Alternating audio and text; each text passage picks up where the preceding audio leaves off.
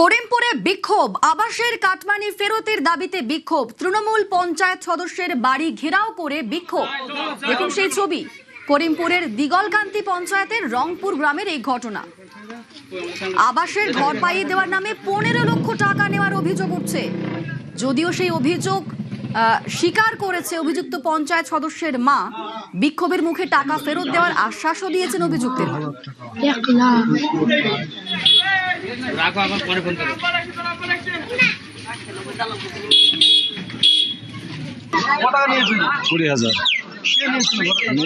আল্লাহ মহাবল কোন পার্টির সমর্থক? টিএমসি।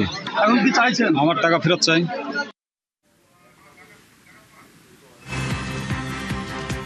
হরিনাম সংকীর্তনে টাকা আত্মসাতের অভিযোগে গ্রেফতার তৃণমূল নেতা। নদিয়ার কোতোয়ালিতে গ্রেফতার করা হয়েছে তৃণমূল নেতাকে। সংকীর্তনের নামে টাকা নিয়ে আত্মসাতের অভিযোগ। সংকীর্তন কমিটির তরফে উপানন্দ বিশ্বাসের নামে অভিযোগ, আর অভিযুক্ত তৃণমূল নেতাকে দিগনগর বাজার থেকে গ্রেফতার করা হয়েছে।